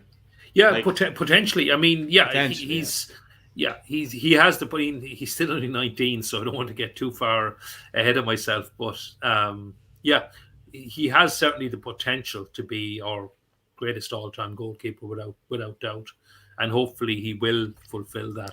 No pressure, Gavin. Yeah. I'm sure he'd take it on in stride. But yeah, look, you'd wonder, is Creevy and Kelleher going to be the Dean Kiley in time? Well, I suppose we are so fortunate to have both of them. Maybe you could say you want to have one now and have another one in 15, 20 years' time. But because Dean Kiley was a fine goalkeeper. I mean, he played, we talked about that playoff against Turkey for Euro 2000 in November 99. Dean Kiley, if I remember right, he played in both of those. He certainly played in Bursa anyway. And Shay Given must have been injured. And Dean Kiley was a fine keeper as well. But probably would have got a hell of a lot more caps if he didn't arrive in the same era as Shay Given. Yeah. He's good with Charlton and West Brom. Yeah. Like, really good. Oh, he was. And I mean, he was really good for us. I mean, he was superb in the playoff. I know we didn't get there in the end, but particularly in Bursa, we were under the cosh, finished 0-0, but we were under the cosh for much of the 90 minutes, and he played really well. Yeah, I think Kiley was a really good goalkeeper. Him and Anthony Niemi were two really underrated goalkeepers during that kind of period of time, and probably Cudicini as well. He was another good goalkeeper, and kind of only got good towards the end of his career. Well, he was another guy who was number 2, I think, for a lot of the time as well. For his, or not, he might have got a lot of game time. Right. Yeah. When Chelsea didn't have all the riches, he was their goalkeeper, and he was quite good. But he wasn't like the top level goal. And then they got Peter Cech in, as you say, and then he went then to Spurs. I think he won the League Cup at Spurs when Robbie Keane went back. In 2008, I can't remember who would have been in the goal. Team. Do you remember Woodgate scored against Chelsea? Yeah, in extra time. Yeah, it was. Yeah. Oh. But I can't remember who was in goal. He could be right. I don't know. You know, it's. I think he was, but Google will tell us very quickly. You know, so yeah. Yeah, it was a seriously good team with Harry Redknapp managing. They had Gareth Bale and they had Modric and Van der Vaart. Oh, it's a really good team. Yeah. And they had their Crouch, Defoe, Pavlyuchenko, and Robbie Keane as well, of course. The last trophy Tottenham have actually won is that 2008 League Cup. Actually, I don't think it was that far ahead because I think Berbatov was playing for them in that final. Yeah, I think Robbie was there as well. I don't. Yeah, but Robbie won it. Yeah, Robbie won it. Yeah. John, as my cat says, is it very difficult to get an Ireland player on the channel? We've had nearly every player on the channel at this stage, except the only players that we haven't had on are probably Roy Keane, Robbie Keane, Damien Duff, and we might have Damien Duff very soon. But they're the only ones I can think of that we haven't had that we've really wanted to get. Um, yeah, I'm pretty sure we've had nearly everybody that we'd want between podcasts or other things. I wouldn't say it's that hard, but you have to have something to be talking about. You know what I mean? You can't just get them on. How yeah, what's the crack? You need to have something to be talking to them about, because otherwise they'll just be like, "Oh, what's in it for me?" type thing. Well, they wouldn't say that, but that's kind of the way it is. But I have to say, majority of them are all sound. He says, "Is are any of them coming soon?" We'll have to keep you guessing, won't we? So stay tuned. You never know. But I'm gonna try and get a couple out of them on anyway. Well, you'd Matt Doherty there only recently, Paul, as you know. So yeah, Zach as well. Matt Doherty. If we hadn't done Matt Doherty, that would have been one I would have liked to have got. Do you know what I mean? So it was good to get him. Love to get Seamus one day. Probably get him when he finishes. I'd love to get Seamus and just talk about Ireland and everything with him. It'd be a deadly podcast. Barry says, get on to Stephen Kenny to poach Liam Delap. There, lads. Don't need him. Would be. Oh, we do need. I thought he would be. He looks like he's a real talent. He's not doing anything though. He's still very young, Paul. I would love to. Yeah, I think. All over though. Yeah. Egypt are in here. Oh, so there you go. Cleared. I mean, obviously his father played for us, but I don't see it happening. The problem we have now is England have just focused so much on all the talent coming through. They don't want to lose anybody, and even if you want to take the example of he who shall not be named, Declan Rice, but Gareth Southgate made a point of bringing him to St George's Park and showing him around and everything. And I'd love if Liam Delap declared for us. I think he's going to be a top talent. If he's at City, they really are raving about him. They think he's going to be a great talent. So, yeah, if we could, but I don't see it happening. I don't see any chance of that, to be honest. I just don't see us wasting time on him. Is what I mean. Like, what's the point of wasting time on him and then he doesn't come? It's like Bamford all over.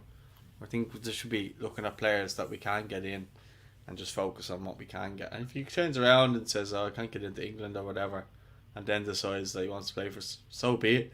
Take him. But the problem is we have with our Irish fans is, "Oh, he didn't want to play for us. We don't want to know." Look at Mipo Odebeko for a prime example of someone who just delayed, never really said anything. He just kind of delayed what he was doing without really saying anything. He just let everyone else speak. He didn't speak. And he just got abuse off everybody. And then he comes back and says, "Oh, we don't want him back.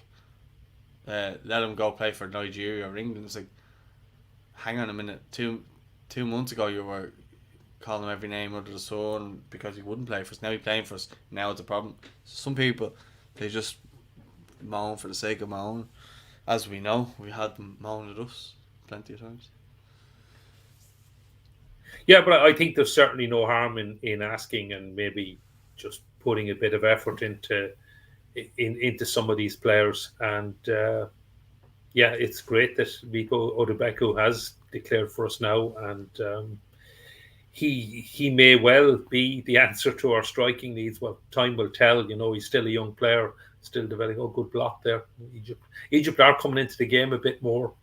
So 24, 25. Yeah, they had a good left. chance there on the right hand side. Yeah. The player cut in, and I think it was Salah at the back post. He was trying to play in, but the defence did well for Nigeria. To be fair, it's still 1-0 in the 66th minute. Mo Salah is definitely not the best player in the world.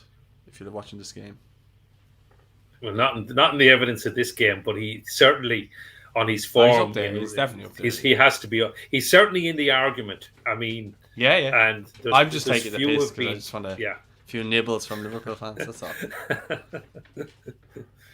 So, and it would be a shame if he didn't make it to the World Cup. But then you're going to have a World Cup possibly without Ronaldo as well, if Portugal don't make it. Yeah, and if you do have Ronaldo, you don't. I don't know, Paul. I think he's still a quality player. I think he's moved to Man. This might be controversial. He's moved to Man United was probably a mistake for him, and it hasn't really worked out probably the way he expected. But It's worked out yeah, for him, but just the team are shit. Man United. so It's worked out well for him because he scored goals. You know, his stock hasn't gone down. If you get me, but I just think he's just like look. but Time, he wants to time waits for win. no man. Yeah, but at this stage in his career, he wants to win things, and he's no chance of winning the Premier League. And I don't think Man United will have much chance of winning the Champions League. No, Um, and the shit. he's got the World Cup with Portugal. He may not even qualify. They've got a tough game at home to Turkey, which is by no means a gimme. And then if they do win that, they have Italy coming, albeit to Lisbon or Porto. But Portugal Italy is going to be some game. Well, I've said I'll be glued to the TV for that. I might be watching Wales Scotland instead. But those playoffs, I wish they were staggered for TV. Unfortunately, they won't be. But yeah, there'll be some games in March. I really wish we were involved in them, obviously. But yeah, so his career could go out on a whimper because I can't see him maybe being around for 2 years' time. Do you think he'll be around for June 2024 in the Euros? But I don't think he'll be in the Portuguese squad at that point. But then again, you never know. Look at Zlatan. Like he's still going, and he was playing for Sweden. So he could be someone.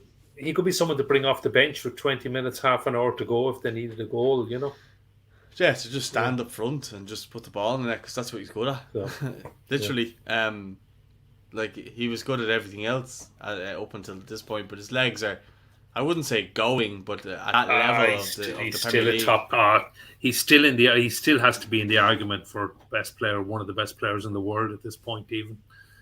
Yeah, but he's great in the box, but not as an all-round player. Like he's a great finisher now, whereas before his game was so much more. It was pace, power, scoring goals from everywhere and stuff like that. Now it's more he's in the box and he scores goals, which isn't a bad complaint either. Yeah, you'd like him in your team. Oh, absolutely. You'd love him in your team. Sure, look what he did to us. Yeah, do you know what I mean? The two goals being in the box. Yeah, in the 90th and whatever, and 5th or 6th minute, So yeah, but only he could do that against us, I think. Yeah. I don't think we would have crumbled if he wasn't playing. He has that it factor about him too, where regardless of anything, he puts the fear into him. And Zlatan's like that as well. He's better than Zlatan now, obviously. Yeah. He always was, I think, Yeah, yeah. He thinks that he's the fucking... he does me head in how cocky he is. Salah might be in, but he might be offside. I thought he was offside, but anyway, he didn't get in anyway. I think he was off. Looking for a penalty. He's looking for a penalty as well. So keeper did well. Made himself big. But yeah, just on that, like I just think I think Ronaldo's class. I think he's far better than Zlatan, but it's like Zlatan goes on, he has to speak to make everybody talk about him, whereas Ronaldo doesn't really. His actions on the pitch have made people talk about him, you know what I mean? Whereas Zlatan, he's done quite well over a number of years, but he never won like a Champions League and never won Ballon d'Ors or the way Messi and Ronaldo did. And he's always trying to compare himself to them and trying to say he's as good as them and better than them and this and that, which he's not really, is he? Oh, he wasn't off. No, never was, I think, yeah. So Salah wasn't off there, by the way. No, still a good save. There was no way it was a penalty either. It was pretty blatant dive. Good save. See with Salah, he's brilliant in those positions with his feet. He always looks like he's falling over, but he still manages to get like a strike. Yeah, normally he finishes that. He would have finished that because he's a superb finisher, another brilliant goal scorer. But he has more to his game now than Ronaldo does, admittedly, So yeah, but that's what Ronaldo was, and I think a lot better than him as well. Yeah, in his prime, obviously. Yeah. Yeah. So. But Ronaldo's a freak, like, and so is Messi. Yeah. The two of them together, like they should really go down as two of the all-time best ever. People still have this thing against Ronaldo that they just won't give him his props. I don't know why. People just absolutely love Messi. But if you look at Ronaldo's goal scoring record over years, God, like it's ridiculous. He's Oh just got no, I better mean, and better and better and better over time. there's a lot of people kind of would say Ronaldo over Messi as well. I noticed it in particular. Well, actually, we noticed it for the Portugal game here because so many people wanted to go and see Ronaldo. But the 2018 World Cup is the first time I ever saw kind of what I'd call is player fans. It's big in US sports in that people would support a player rather than a team. And I'm talking about. I'm just thinking guys like Mark Maguire and going back to him in baseball, Wayne Gretzky in hockey, and there's probably a lot Yeah. more. But Even the O.J. Oilers, Simpson.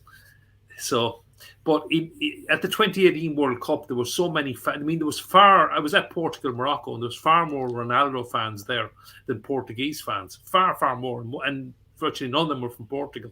They were all wearing his shirt, a Real Madrid shirt, or whatever it was at the time, and. Same with Messi. Loads of people, particularly from Asia, and who were wearing Messi Barcelona shirts or Messi Argentina shirts, and they were effectively Messi fans or Ronaldo fans, and you get a bit of clashing. I haven't really seen that in football before, but people being more fans of a player than of a team or a country. So. And they're the two that I think I've seen it for. I haven't really seen it for someone like Mo Salah. Obviously, he's a god for Liverpool and Egypt, but don't think in the way that kind of the fans would follow Ronaldo around his club and Messi around as well.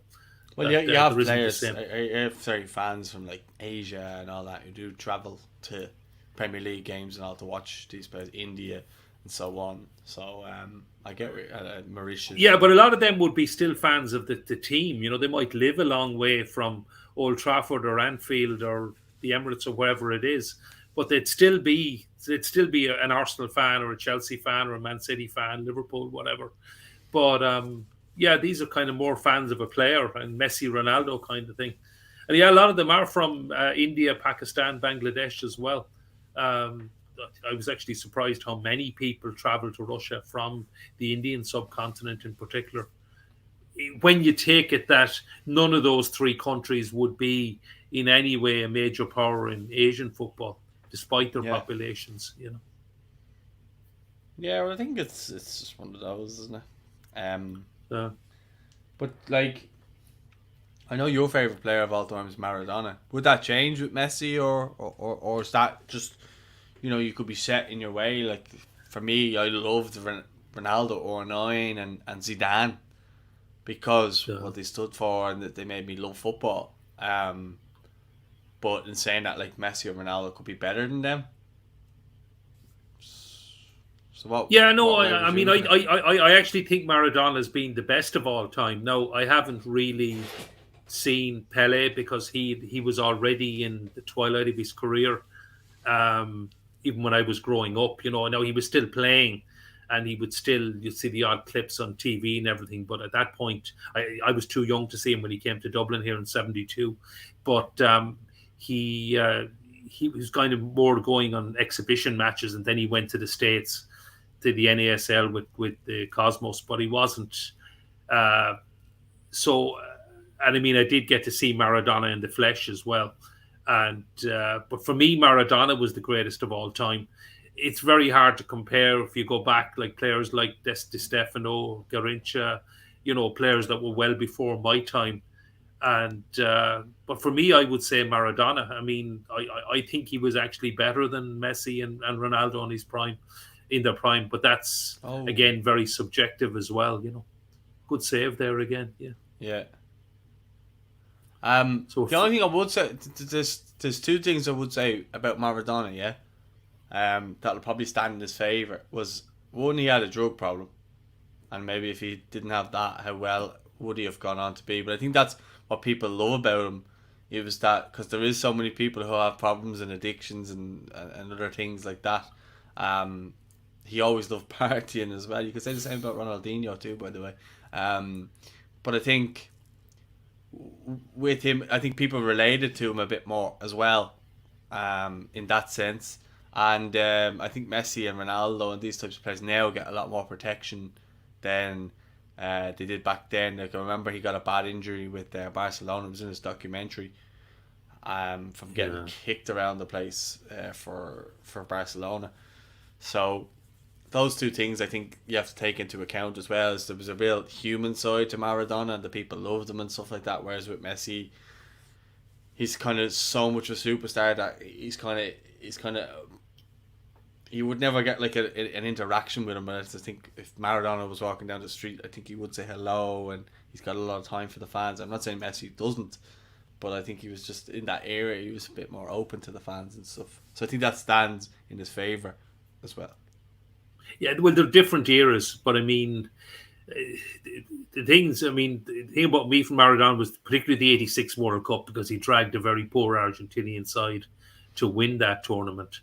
And as you say, he was up against defenders that got away with a hell of a lot more. That tackle by Goalkeeper on him when he was with Barcelona was horrendous, And then he went to Napoli, who were very unfashionable in Italy, and won a couple of Serie A titles from nowhere. And the UEFA Cup as well, I think. And the UEFA Cup, yeah. And but he was just such a talent, and the way he could just turn again. Now I know, look, Ronaldo's a talent, Messi's an incredible talent as well, but for me, it would be, and it is very subjective, because it is very hard to compare players from different eras, and maybe some of it is biased in that when I was growing up, or when it was really in my teens and my 20s, that he was in his prime, but I would still say Maradona, Yeah. Well, there was periods where I loved like loads of different players, like Pirlo, and there was just loads of players where I just loved over time. David Silva's a player I really loved watching. Yeah. I saw him play against Everton for Man City. We beat Man City 1-0. Darren Gibson scored, and Landon Donovan played that day for Everton as well. He was on loan from LA Galaxy, but they were ridiculous. Man City that day, even though they lost, I just remember every time David Silva got the ball, I was like shitting myself because he was just so good. Like, sorry, no, so Paul. good. Just to give you a warning, my battery could go again. I'm down at 23%, but sometimes it just drops very rapidly after this. Video is killing it at the moment. It is plugged in and everything, but okay. So if I do disappear, apologies, folks. Yeah. How do you think you need a new charger? It's not the charger. It's actually the battery. I need a new laptop, or else to replace the battery on it. That has to be a penalty. How is that not a penalty? Calling for it. It might have been outside the box. I'm not sure if it actually was. The foul was inside the box. I know he fell outside the box. He's true. Oh no, it is inside the box. Oh, it is a penalty. It's a nailed-on penalty. Sorry, it's VAR will surely give that. The linesman's not even looking. He looks away straight away. The linesman. Well, VAR have to give it. I mean, it was a hand trip and it was inside the box. It was just nailed on. It has to be. He's trying to ask the ref, why are you not checking it? Refs didn't check it. Oh, hang on. Here we go. Yeah, if they check it, it's a penalty. What's going on? Oh, they're checking it. Yeah, they're in the refs here. He's telling them. Yeah. He said play it on. He's told him to play on. Here, that's corrupt. How is that? I don't know what it is. I would take that goal kick very quickly if I was a Nigerian goalkeeper. But I mean, if you have VAR, I cannot see a more clear cut penalty. Oh, now he's stopped him again. This is unbelievable. This is ridiculous. It is absolutely ridiculous. Oh, now he's telling him, come on again. What is going on? Right. He's telling the keeper to play on the goal kick. Yeah, but he took the goal kick and then he went back again, and now he's taking it. This is the third time he's taking the goal kick. Oh, I thought you stopped it again. Now, I've no skin in the game in this. I am neutral, but that is as nailed on a penalty kick as you're ever going to see. And I can't believe VAR didn't give it. And he was clearly talking to the VAR official. And I don't know. It's just He'd be snapping if you were Egypt. Yeah. Barry B says, which youth players can you see make a breakthrough for club or country in the next year? Evan Ferguson, getting it out there first. Yeah, Evan Ferguson is definitely the obvious one, and Callum Kavanagh hopefully as well. Um, I like to see. I think Leo O'Connor Indeed, he's played gone very off well. injured by your way, sorry. Okay. Oh, he's a stretcher as well. Leo O'Connor had a great game. Tranmere were raving about him online. I didn't actually see any of the highlights or anything there the other day.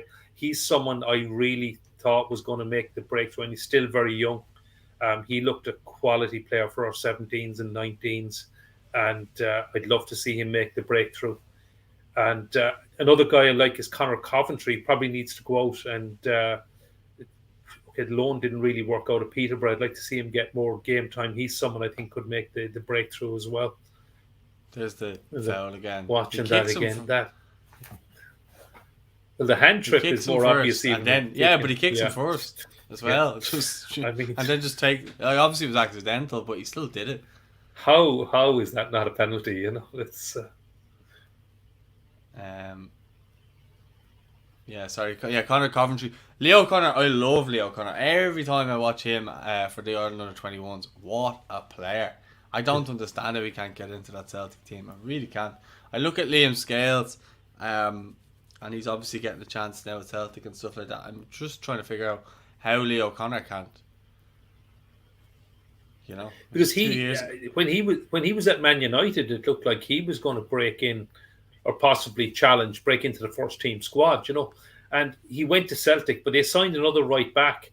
I think was it a Jetty or somebody they signed at the same day as Frimpong. They signed a right back the same day, and I think, well, maybe that was obviously the wrong move then, you know. But anyway, he seems to be playing really well at Tranmere, which is great to see. So. And he's still obviously very young, you know, so hopefully he'll make the breakthrough as well.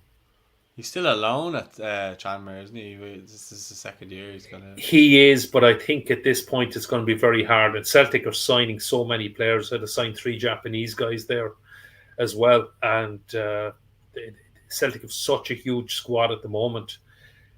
I can't see him coming back. And I hope I'm wrong. I'd love to see him.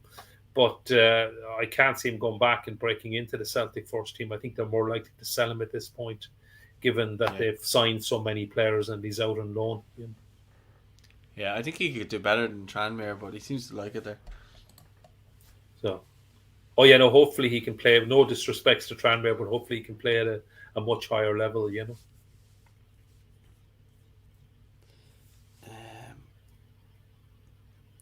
Millwall T says McNamara. Dan McNamara. Yeah, he said it last night, and we didn't actually pick up on it. I noticed it in the comments. Yeah, he had a brilliant game against Crystal Palace, and I know we're well stocked at right backs, but he looks like we're not for the future though. Yeah, I suppose. Yeah, with Seamus and Matt a bit older than Danny, so maybe he seems to be playing really well, and Millwall are a decent team in the Championship, and. He's meant to have had a brilliant game against Palace. So, definitely worth the shout. Yeah, I think so.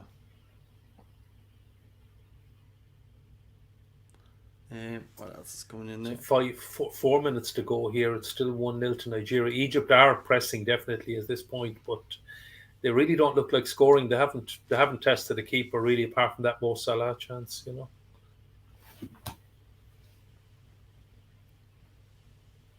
If Mo Salah doesn't win, it will place more issues on his contract that he wants from Liverpool. I don't think so. I think he's done what he can for Liverpool, and I think Liverpool are mad not to give him a contract. Yeah, we don't know what he's looking for, you know. But having said that, he is one of the top players in the world, but he may blow Liverpool probably have been more careful about money than the likes of Man City, Man United, Chelsea, etc. And they're still obviously competing, doing better than some of them as well. But they would be crazy to let him leave. I think he's 18 months left in his deal, and mean, what would it cost to replace him if you could replace him? But maybe it'll still get done. But it has gone into the last. I'm pretty sure it's the last 18 months, and I know they've been talking for a few months. So if it goes on much longer, it's going to start alerting other clubs as well. Yeah, I think Real Madrid's a club that he wants to go to, but just his age might be a factor in by the 18 months. I think that's what Liverpool are looking at as well. Can they cash in on him as an asset at that point, or what did they do kind of in that scenario? Great tackle. That was a great tackle. He's given a foul. Was cashing in though. I don't know how Liverpool fans would react to that. I mean, I'm not a Liverpool fan, but if I was, I'd be. I don't know. You'd hate to see him leave. You know, I mean, Liverpool are going to be significantly weaker. Okay, they're missing Sadio Mane as well for this tournament, but they're going to be significantly weaker in January. They may get away with it given some of the opposition, more so in the Premier League. I know they've got Arsenal in the League Cup. They've only got Palace and Brighton in the Premier League. But, I mean, Liverpool without those two is not the same team, and cashing in could be very dangerous. I mean, depends what you spend the money on, but how do you replace him? Just looking at that, the tackle there where you won the ball, like, he actually smashes the ball into the ground and he give a foul. Uh-huh. Like, it doesn't even hit anybody. And then the ref's just looking at him. And indeed, he's just kind of like waltzing around like nothing's happened. I don't know, this referee's an absolute joke. I'd be fuming if I was Egypt. And they will be after this game if they don't get an equaliser. I think Nigeria have been much the better side, though. I think they've fully deserved the win. Yeah, but the fact that they could have had a penalty. Yeah, it was a penalty. It was definitely a penalty. There's no doubt about that. And whatever about the referee, VAR should have got it. Just told the referee it was a penalty. But over the 90 minutes, I think Nigeria have been much the better team and deserved to win. Your Sheriff is coming on. And Iwobi. Oh, superstar. Yeah, so. He's going to win the game for Nigeria now. The worst footballer I've probably ever seen play forever. It just hasn't worked out. I mean, I don't know. And big money from Arsenal as well, wasn't it? You know, but yeah. I'd say Arsenal were laughing the whole way to the bank. Just going, how are we getting 35 million for this joker who does absolutely nothing in a game? And there was a period under Ancelotti where he was doing okay. Just a small period, and they're like, no, there he is, he's back doing nothing as usual. Egypt, side net. No, it's side netting, you know. It looks like it's gonna be a victory for Nigeria, 1-0. Here's Iwobi now coming on. Here he comes, yeah, in the 90th minute, you know. So. What a player, huh? So. He's just woeful. See how many minutes of added time we're getting, you know. Yeah, what's your battery like there? Is it going to go? It's at 15%, but it could go at any minute. It drops at this stage. It can drop, so hopefully it'll survive the last few minutes. But if I drop, apologies, you know. So the fans, in fairness, stepped up to the mark when you were gone last night and kept me going with some comments. Well, you've only 4 minutes to survive, Paul, so it's okay. 4 minutes of added time. What was the last night? 20? 15? There was a good 10 or 15 minutes to go, yeah. I was running a light off the laptop the last time as well, which didn't help, you know. And, that's no problem. So, and video just kills the battery. It's showing 15%, but at this stage, it can just drop and go at any point, you know. I'd say it will survive. As soon as the 4 minutes are up and jump off. Yeah. Appreciate everyone who's been involved in the comments there as well. So, shout out to you guys who've continuously watched throughout. Yeah, it's nice to have international football on at this. It's great actually in January to have these games on TV. You know, it's and so many games a day. I don't get to watch all of them, but it's great to have some of them that you can dip in and dip out and enjoy some Salah. Games. Good defending. It's back in again. Egypt is certainly pressing it at a time, but I know they deserve clearance. Yeah. They deserved a penalty, but I don't think they deserve a draw. I think it would have been over the 90 minutes. I think particularly in the first half, Nigeria were just so far superior and probably should have put the game to bed in the early part of the second half. But they are hanging on a bit now, and Egypt are having a real go. Oh, ball's coming. Oh, that's Oh, it's horrendous. going to be by cleared Egypt. here. And Nigeria on the counter here. Give it to Iwobi. Get in the box, Iwobi. He doesn't know where to run. Look at him. He just doesn't know where to be. What's new? Oh, good That's a save, keeper. corner, so it's going to. There's only 2 minutes of added time left now, so you have to think they should see it out. This corner will take quite a bit of the time as well. But I see London W6 shame it's only on Sky Sports here in England. Actually, BBC have quite a few games. I think I thought they were meant to have a game today as well, but I didn't see this game on my Sky PG anyway. But Sky I are thought it showing was absolutely on. every game. I thought it was. This game was on BBC yesterday when we were watching Match of the Day because it came up. Yeah. It flashed up. Okay, but I actually checked. Maybe it's just on a different. Maybe it's on BBC Three or BBC Four. I don't know. But BBC have a number of games, particularly later in the tournament, so you will get to see quite a few games on BBC. But yeah, unfortunately, well, I'm glad that I have Sky, so every game is on Sky, and even when two games are on the same time, they're showing them. I was actually a bit disappointed. I thought Sky might have had more from the studio, and that they only have one commentator. They don't have a co-commentator or anything, so I thought they might have done a bit more on it. But it's certainly great that they are showing all the games live, and we've only got about 40 seconds left to go now, so. He says he's looking into it now. It's gone. They're just going into the corner now with the ball. Just running it into the corner, Yeah. That'll be it. This will be the last. This will be maybe one last chance to lump one forward, the last 20 seconds, and get up the pitch there. Come on, what are you they're doing? in no rush. It's I think at this stage you do lump it forward. It's all you can do, but taking the that time. was ridiculous by the Egyptian defender. Iwobi with some world class touches there. He's in there, Iwobi.